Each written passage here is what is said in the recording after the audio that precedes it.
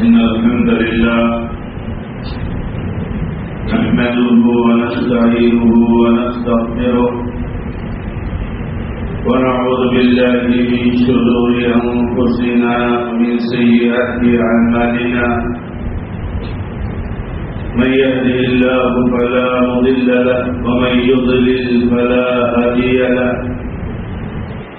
وأشهد أن لا إله إلا الله وحده لا شريك له وأشهد أن محمدا عبده ورسوله صلى الله تعالى عليه وآله وسلم.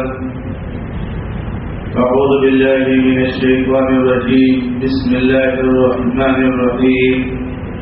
يا أيها الذين آمنوا اتقوا الله حق تقاته ولا تموتن إلا وأنتم مسلمون. يا أيها الناس اتقوا ربكم الذي خلقكم من نفس واحدة وخلق منها زوجها وبث منهما رجالا كثيرا ونساء واتقوا الله الذي تساءلون به والأرحام إن الله كان عليكم رقيبا.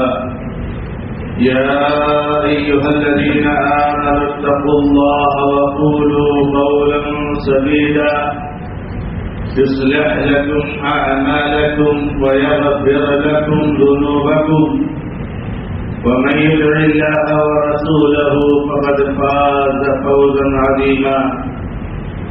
أما بعد فإن خير الحديث كتاب الله وخير الهدي هدي محمد صلى الله تعالى عليه وآله وسلم وشر الأمور محدثاتها وكل محدثة بدعة وكل بدعة ضلالة وكل ضلالة في النار. أعوذ بالله من الشيطان الرجيم. بسم الله الرحمن الرحيم. شهر رمضان الذي أنزل فيه القرآن هدى للناس وبينات من الهدى والفرقان فمن شهد منكم الشهر فليصم ومن كان مريضا أو على سفر فعدة من أيام أخر يريد الله بكم اليسر ولا يريد بكم العسر ولتكملوا العدة ولتكبروا الله على ما هداكم ولعلكم تشكرون. وقال النبي صلى الله تعالى عليه وآله وسلم حينما جاء رمضان: أتاكم رمضان شهر مبارك. محترم اور معزز دینی اور میٹھے بھائیوں، بزرگوں، نوجوان دوستوں اور نہایت ہی عزت اور احترام کے لائق میری ماں اور بہنوں، اللہ رب العزت کے لیے ہر قسم کی تعریف اور توقیف، حمد و ثنا، بڑائی، بزرگی، کبریائی مستحق ہے اللہ رب العزت، اور مناسب ہے اس کے لیے جس نے ہمیں اور آپ کو اشرف المخلوقات بنایا اور ہمیں اور آپ کو اپنی سب سے عظیم دولت توحید سے نوازا. شرک کی غلالتوں اور شرک کی گندگیوں سے اللہ رب العزت نے ہمیں اور آپ کو محفوظ رکھا. بے شمار لاکھوں کروڑوں درود و سلام نازل ہوئے اللہ کے حبیب محمد رسول اللہ صلی اللہ علیہ وسلم پر کہ آپ نے دن اور رات ایک کر کے بے انتہا بے حد محنت کر کے ہم تک اللہ رب العزت کے پیغام کو بالکل تر و تازہ ہو بہو کما حق ہو پہنچایا. یہ اللہ رب العزت کا بڑا کرم ہے اور اس کی نعمتوں میں سے ایک بڑی نعمت ہے کہ ہم ویسے تو اپنے رب کو سال کے 12 مہینے میں خوش کر سکتے ہیں اور اس کا تقرب حاصل کر سکتے ہیں، لیکن اللہ تعالیٰ نے ہمارے لیے کچھ ایسے موسم رکھے ہیں، کچھ ایسے مہینے رکھے ہیں اور کچھ ایسے اوقات رکھے ہیں کہ جہاں نیکیوں کا ثواب بہت بڑھ جاتا ہے۔ اللہ رب العزت کو خوش کرنا اور اللہ تعالیٰ کا تقرب حاصل کرنا بہت آسان ہو جاتا ہے، مگر یہیں پر یہ بھی حقیقت ہے کہ ان اوقات اور ان موسموں میں اور ان مہینوں میں برائیوں کا گناہ بھی بڑھ جاتا ہے، اور جو شخص ان مواسم میں اللہ رب العزت کا نافرمان اور داغی اور شرکت ہو، وہ شریعت کی نگاہ میں بہت ہی محروم اور بدنصیب انسان ہے۔ رمضان المبارک کا مہینہ ہم سے اور آپ سے بالکل قریب آ چکا ہے، اور آپ اس 10 دن میں انشاءاللہ تبارک و تعالی ہم اور آپ اس مہینے کا استقبال کریں گے۔ میرے بھائیوں، یہ بہت عظیم مہینہ ہے جس مہینے کے بارے میں ہم اور آپ اسلاف کے بارے میں بارہا سنتے رہتے ہیں، ہمیشہ سنتے رہتے ہیں کہ اسلاف کرام اس مہینے کو پانے کے لیے اللہ رب العزت سے 6 مہینہ دعا کرتے تھے کہ اللہ تو ہمیں صحت اور تندرستی، ایمان اور عقیدے کے ساتھ رمضان کے مہینے کی برکت اور سعادت نصیب فرما۔ یہ ان کی خاص دعا ہوا کرتی تھی۔ میرے بھائیوں، ہمارے سامنے بالکل رمضان مبارک کا مہینہ ہے، اس موقع پر ہمیں اور آپ کو یہ جاننا چاہیے کہ اللہ کے نبی علیہ السلام رمضان کی آمد کی مناسبت سے صحابہ کرام کو مبارکبادی دیتے تھے، کہتے تھے رمضان کا مہینہ آ گیا ہے، بہت مبارک مہینہ ہے، اللہ تبارک و تعالیٰ نے تمہارے اوپر اس کے روزوں کو فرض قرار دیا ہے۔ اللہ کے نبی علیہ السلام نے بہت ساری حدیثوں میں اور بہت سارے آپ کے اقوال میں رمضان اور روزے کی فضیلت اور اہمیت کو بیان فرمایا ہے۔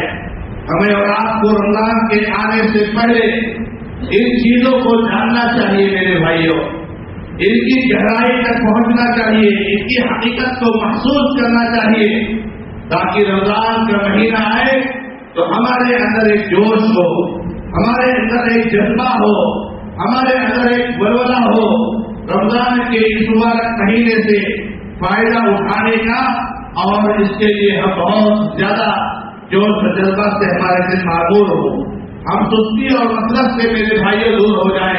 اللہ کے نبی محمد رسول اللہ صلی اللہ علیہ وسلم فرماتے ہیں، چند حدیثیں آپ کے سامنے پیش خدمت ہے کہ نبی علیہ السلام فرماتے ہیں الصیام والقرآن اسمعان للعبد یوم القیامہ۔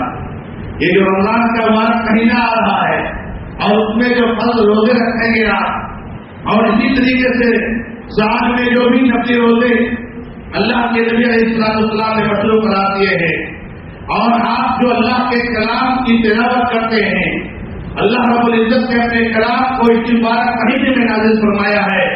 اللہ رب العزت نے فرمایا شہر رمضان الذی انزل فیہ القرآن، رمضان کا مہینہ ہی وہ مہینہ ہے جس میں قرآن کریم کو نازل کیا گیا ہے۔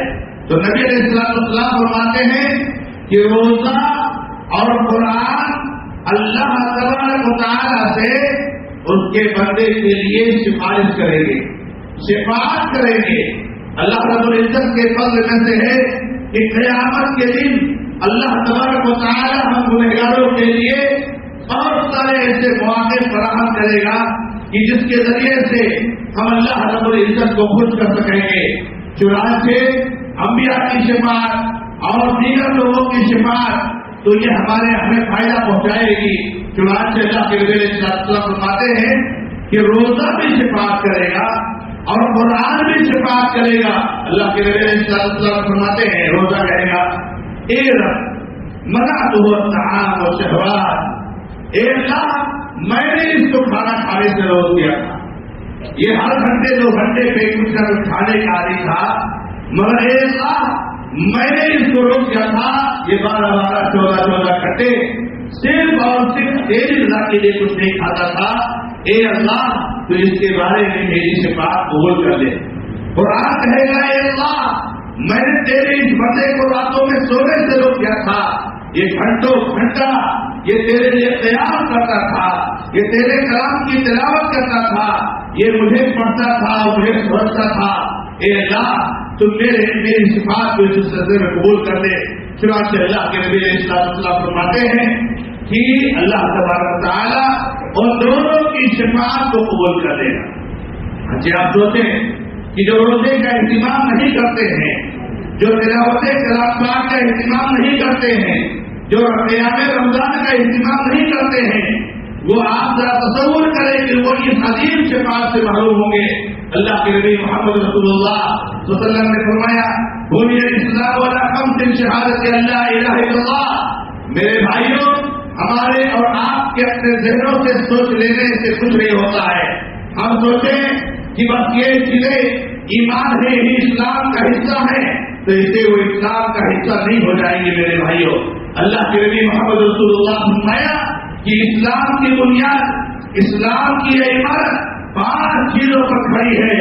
اور آپ کو کئی بار یہ سمجھایا جاتا ہے کہ میرے بھائیوں عمارت کے کھمبوں پر کھڑے ہونے کی اہمیت کو سمجھو, اور اللہ کے نبی علیہ السلام کی اس مثال سے اس کی اہمیت کو سمجھو کہ عمارت جن کھمبوں پر کھڑی ہوتی ہے اگر وہ کھمبے نکال دیے جائیں تو وہ عمارت گر جائے گی. عمارت ٹک نہیں سکتی ہے. ہمارا اور آپ کا ایمان, ہمارا اور آپ کا دین, ہمارا اور آپ کا اسلام کھمبوں کے بغیر کیسے جی سکتا ہے. میرے بھائیوں جب نبی علیہ السلام نے بتایا کہ 5 کھمبوں پر یہ عمارت ٹکی ہوئی ہے, اس کا مطلب کہ اگر 5 کھمبے ہم نہیں ان کو پورا کریں گے, ہم ان کو کمزور کر دیں گے, ہم کسی ایک کھمبے کو چھوڑ دیں گے تو ہمارا اسلام قائم نہیں رہ جائے گا. شہادت اللہ الہ الا اللہ, اللہ اس بات کی گواہی دینا کہ اللہ کے علاوہ کوئی حقیقی معبود نہیں, وان محمد رسول اللہ, اور محمد صلی اللہ علیہ وسلم اللہ کے رسول ہیں, اور نماز قائم کرنا. توحید کے بعد جو سب سے اہم کھمبا آتا ہے میرے بھائیوں وہ نماز قائم کرنے کا ہے. ہمارے بھائی ذرا اپنے دلوں پر ہاتھ جگہ کر کے سوچے کہ انہوں نے دوسرے ہی کھمبے کو قائم کر دیا ہے, تو ذرا تصور کریں کہ ان کا اسلام کہاں تک باقی رہ جاتا ہے. اسی طریقے سے تیسرا کھمبا زکات ہے, اور چوتھے نمبر پر اللہ کے نبی علیہ السلام نے فرمایا صوم رمضان کے روزے رکھنا, اور 5ویں نمبر پر اللہ رب العزت کے گھر کا حق کرنا. اللہ کے نبی علیہ السلام فرماتے ہیں کہ ابن آدم جو بھی عمل انجام دیتا ہے اس کا ثواب اللہ تبارک و تعالیٰ کے یہاں کئی گنا, کم سے کم 10 گنا بڑھا کر کے 700 گنا تک دیا جاتا ہے. آپ کوئی بھی عمل انجام دیتے ہیں, آپ نماز پڑھتے ہیں, آپ زکات دیتے ہیں, آپ جو ہے حج کرتے ہیں, آپ اور دوسرے کام کیا کرتے ہیں, تو ان کا ثواب 10 گنا سے لے کر کے 700 گنا تک جو ہے بڑھایا جاتا ہے. اللہ رب العزت نے فرمایا حدیث قدسی میں ان سیام, اس میں سیام نہیں ہے, اس میں روزہ نہیں ہے, یہ روزہ میرے لیے ہے اور میں اس کا بدلہ دوں گا, یعنی اس کا بدلہ اس سے بھی زیادہ ملتا ہے. اللہ رب العزت نے کہا کہ میرے لیے بندہ اپنے کھانے کو چھوڑ دیتا ہے, بندہ اپنی شہوت کو چھوڑ دیتا ہے, بندہ اپنے گناہوں کو چھوڑ دیتا ہے, میرے لیے چھوڑ دیتا ہے تو میں ہی اس کا بدلہ دوں گا. ایک انسان, ایک مسلمان, ایک اللہ کا بندہ بند کمرے میں بیٹھ کر کے کچھ کھانا کھا لے, روزہ توڑ کے پوری دنیا کے سامنے وہ روزہ دار ہے, مگر ایسا نہیں کرتا ہے میرے بھائیوں. تنہائی میں جا کر کے بھی روزہ نہیں توڑتا ہے. کس کے لیے نہیں توڑتا ہے؟ اللہ رب العزت کے لیے نہیں توڑتا ہے. اس لیے اللہ تبارک و تعالیٰ ان کو ہی ان کو بتا دے گا. اللہ رب العزت کے نبی علیہ السلام نے فرمایا صائم کے لیے 2 خوشی کے مواقع, صائم کے لیے 2 خوشی کے مواقع ہیں. ایک تو روزے دار جو روزہ رکھتا ہے اور جب افطاری کا وقت آتا ہے تو وہ خوش ہو جاتا ہے کہ جو شدت کی پیاس لگی ہوئی ہے, جو شدت کی بھوک لگی ہوئی ہے, اس کو جو ہے پورا کرنے کا موقع آ گیا ہے, کھانا کھانے کا اور پانی پینے کا. اور دوسرا موقع جب صائم بہت خوش ہوگا روزے دار بہت خوش ہوگا جب اللہ رب العزت سے ملاقات کرے گا. یہاں پر تو بڑی کٹھنائیاں ہیں, یہاں پر تو بڑے مسائل ہیں. بہت سارے ہمارے روزہ نہیں رکھتے ہیں جبکہ وہ اسلام کا دعویٰ کرتے ہیں. غیر مسلموں کو چھوڑ دیجیے میرے بھائیوں. تو اس بیچ میں روزہ رکھنے والے بہت کم ہیں میرے بھائیوں. آج یہاں پر بہت سارے جو ہے کیا نام ہے مسائل اور بہت سارے رکاوٹیں آ سکتی ہیں, مگر جب بندہ صبر کر کے روزہ رکھتا ہے تو اللہ تبارک و تعالیٰ سے جب ملاقات کرے گا تو اللہ تبارک و تعالیٰ سے ملاقات کے بندہ بہت زیادہ خوش ہو جائے گا. ابو محمد رضی اللہ تعالیٰ عنہ سے روایت ہے کہ اللہ کے نبی علیہ السلام کے پاس آئے اور کہا مجھے کوئی ایسا عمل بتا دیجیے کہ میں اس سے فائدہ اٹھاؤں, مجھے اس سے فائدہ ملے. ہمارے جو احباب چھوٹی چھوٹی چیزوں کو لے کر کے چھوٹے چھوٹے چیزوں کو بہانہ کے طور پر کر کے اور جو ہے روزہ نہیں رکھتے ہیں. میرے بھائیوں دلوں کا حال اللہ تبارک و تعالیٰ جانتا ہے. آپ کی صحت کا حال اللہ تبارک و تعالیٰ جانتا ہے. آپ روزہ رکھ سکتے ہو یا نہیں رکھ سکتے ہو, آپ کے پاس کون سا عذر ہے, یہ اللہ رب العزت کو اچھی طریقے سے معلوم ہے. علیم بذات الصدور ہے. یہاں پر ہیرے بہانے کر کے آپ کی روزہ نہیں رکھے گا, لوگ سمجھیں گے یہ معلوم ہے, مگر رب العزت تو سب کچھ جانتا ہے, ہماری حقیقتوں کو جانتا ہے. سوچیے ابو محمد رضی اللہ تعالیٰ نے کہا کہ مجھے کوئی ایسا عمل بتا دیجیے کہ جس سے مجھے فائدہ پہنچے. اللہ کے نبی علیہ السلام فرماتے ہیں علیک بالصوم فإنه لا مثل له. اے ابو محمد اگر تو فائدہ اٹھانا چاہتا ہے تو روزے کو لازم پکڑ, روزے کو لازم پکڑ, کیونکہ روزے کے جیسے کوئی عمل نہیں ہے, کوئی عمل نہیں ہے جتنا فائدہ اسے پہنچے جو ہے روزے سے. تو روزے کو لازم پکڑ.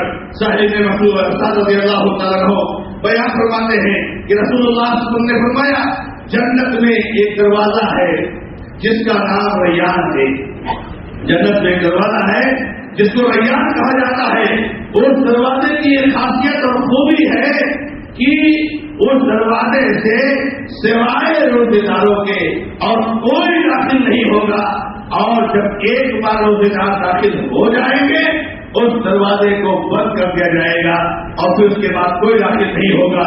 اللہ کے نبی علیہ السلام فرماتے ہیں کہ جس نے روزہ رکھا ایمان کے ساتھ اور احتساب کے ساتھ, عقیدے توحید پختہ ہے, عقیدہ صحیح ہے. میرے بھائیوں آج مسلمانوں کی اکثریت کہہ رہا ہوں اور بڑی ذمہ داری کے ساتھ کہہ رہا ہوں, ممبر کے اوپر سے کہہ رہا ہوں, اللہ کے گھر میں کہہ رہا ہوں کہ رمضان کے آنے سے پہلے ہمیں اور آپ کو اس کی طرف توجہ دینا چاہیے. مسلمانوں کی اکثریت من صام رمضان ایمان کی مخالفت کرتی ہے, ایمان کے ساتھ روزہ نہیں, عقیدہ درست نہیں ہوتا ہے, شرک ان کے عقیدے میں داخل ہے, وہ شرکیہ کام کرتے ہیں, شرکیہ عقائد رکھتے ہیں. میرے بھائیوں ایمان پہلی شرط ہے. جو ایمان کے ساتھ دیکھیے آپ اس کو ٹٹولیے آپ, کہاں آپ کے اندر سے پایا جاتا ہے. شرک کے ساتھ آپ روزہ رکھیے, زندگی بھر رکھیے, پوری عمر رکھیے. میرے بھائیوں ایک روزے کا بھی آپ کو فائدہ نہیں پہنچے گا. پہلا شرط ہے ایمان کے ساتھ رکھیے, اور دوسری شرط ہے میرے بھائیوں احتساب کے ساتھ, ثواب کی امید, میرے اخلاص کے ساتھ. اللہ رب العزت کو خوش کرنا مقصود ہو, لوگوں کے سامنے نیک بننا نہیں مقصود ہو, لوگوں کی باتوں سے جو ہے کہ ہمیں چھٹکارا پانا نہیں مقصود ہو. لوگ کیا کہیں گے روزہ نہیں رکھوں گا کہ یہ اتنا ہٹا کٹا روزہ نہیں رکھتا ہے.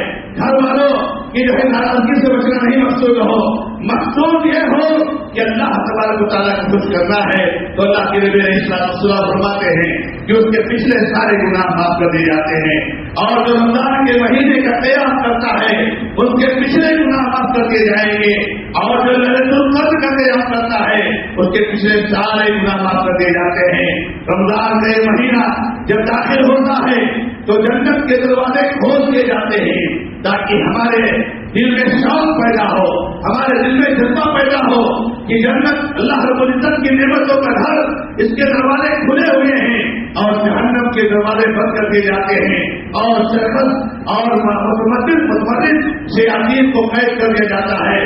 اور رمضان کا مہینہ جب داخل ہوتا ہے اور پہلی رات ہوتی ہے، اللہ رب العزت جو ہے جنت اور جہنم کے دروازے بند کرنے کے بعد جو ہے اس میں ایک پکارنے والا، ایک ندا لگانے والا جو ہے متعین ہو جاتا ہے، آواز لگانے والا متعین ہو جاتا ہے اور کہتا ہے یا باقی الخیر اقبل و یا باقی الشر اقصر، اے بھلائیوں کے چاہنے والے، اے جو نیکیاں کرتا ہے اب تک، اور آگے بڑھ، اور آگے بڑھ، اور آگے بڑھ، اور اے برائیوں کے چاہنے والے، اب تک تو برائیوں میں ملوث تھا، اب تک تو گناہ کے کام کرتا تھا، اب تو رک جا، کم سے کم رمضان کا یہ مہینہ ہے، رمضان کی حرمت اور تقدس کا تو خیال رکھ، رب العزت کے جلال اور عظمت کا تو خیال رکھ، رمضان کے مہینے میں تو 2 بار استغفار کر لے، اے برائیوں کے چاہنے والے رک جائے یہاں پر، آگے مت بڑھ، بہت ہو گئی گناہ اور بہت ہو گئی برائیاں،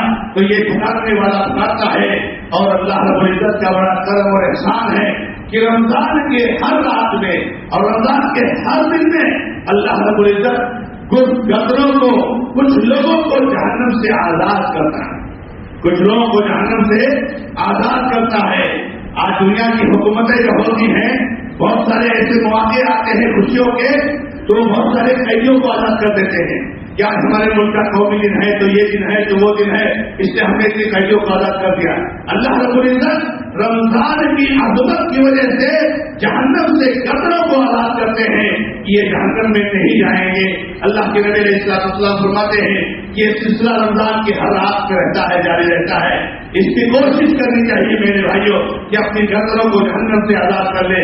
رمضان کے بارے میں، روزے کے بارے میں اللہ کے نبی محمد رسول اللہ صلی اللہ علیہ وسلم فرماتے ہیں صیام و جنہ، یہ روزہ ڈھال ہے، یہ روزہ ڈھال ہے، آج سے ذہن تازی کیجیے، آج سے تیاری کیجیے۔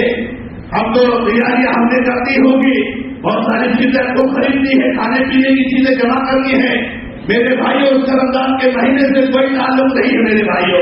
رمضان کا مہینہ تو نہ کھانے والا مہینہ ہے، زیادہ کھانے والا مہینہ ہے، جو کس نے بنا دیا میرے بھائیوں۔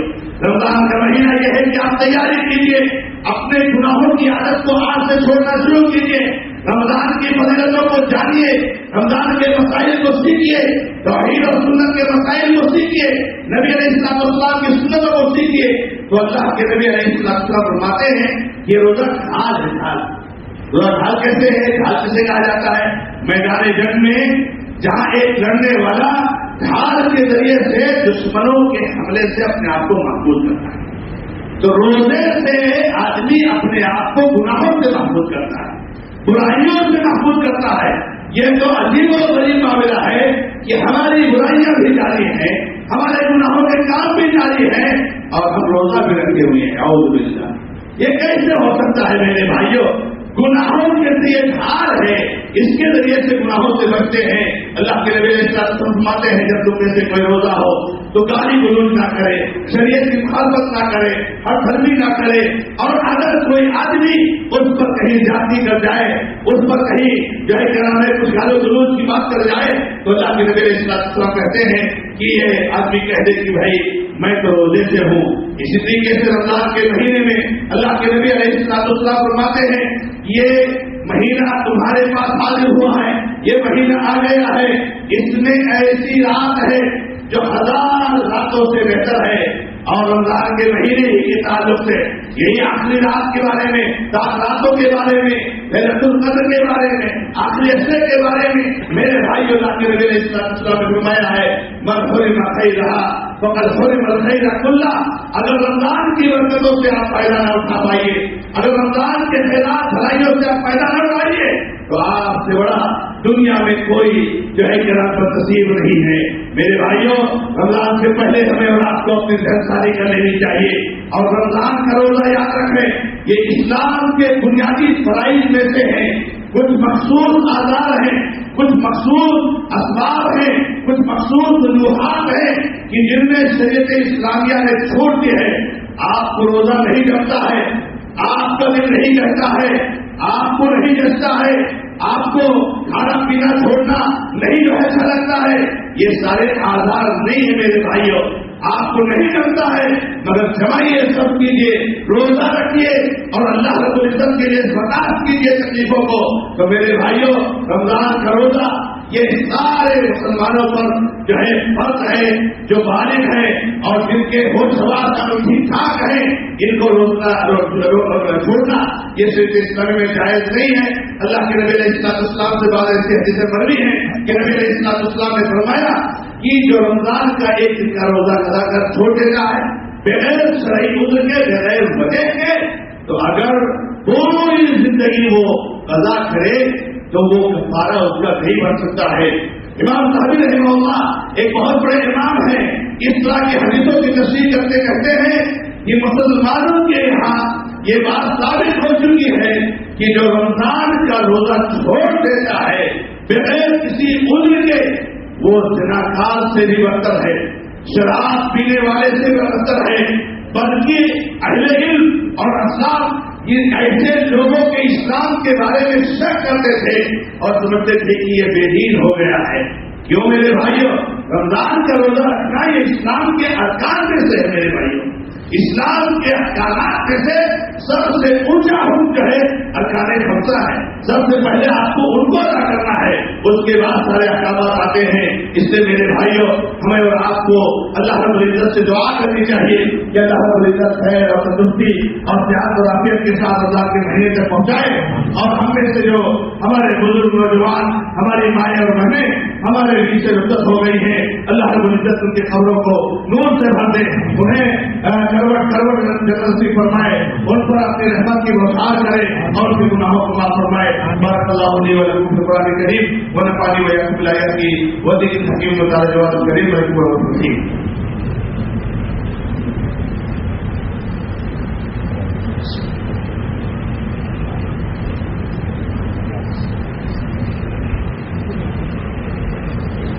الحمد لله رب العالمين واشهد ان لا اله الا الله وحده لا شريك له واشهد ان محمدا عبده ورسوله صلى الله تعالى عليه واله وسلم۔ اعوذ بالله من الشيطان الرجيم، بسم الله الرحمن الرحيم، ان الله وملائكته يصلون على النبي يا ايها الذين امنوا صلوا عليه وسلموا تسليما۔ اللهم صل على محمد وعلى ال محمد كما صليت على ابراهيم وعلى ال ابراهيم انك حميد مجيد۔ اللهم بارك على محمد وعلى ال محمد كما باركت على ابراهيم وعلى ال ابراهيم انك حميد مجيد۔ ربنا ظلمنا انفسنا وان لم تغفر لنا وترحمنا لنكونن من الخاسرين۔ ربنا آتنا في الدنيا حسنة وفي الآخرة حسنة وقنا عذاب النار۔ ربنا لا تزغ قلوبنا بعد إذ هديتنا وهب لنا من لدنك رحمة إنك أنت الوهاب۔ اللهم اغفر لنا وللمؤمنين والمؤمنات والمسلمين والمسلمات، اللهم ألف بين قلوبهم وأصلح ذات بينهم، اللهم انصرهم على عدوك وعدوهم يا رب العالمين۔ اللهم عليك بأعدائك وأعداء الدين، اللهم عليك بالظالمين الغاصبين، اللهم كن عليهم ولا تكن لهم يا رب العالمين۔ اللهم إنا نجعلك في نحورهم ونعوذ بك من شرورهم، اللهم آمنا في أوطاننا، اللهم آمنا في أوطاننا واحفظ إخواننا في كل مكان، اللهم احفظ الإسلام والمسلمين في الهند وفي كل مكان۔ أقول قولي هذا وأستغفر الله لي ولكم ولسائر المسلمين فاستغفروه إنه الغفور الرحيم، الحمد لله رب العالمين۔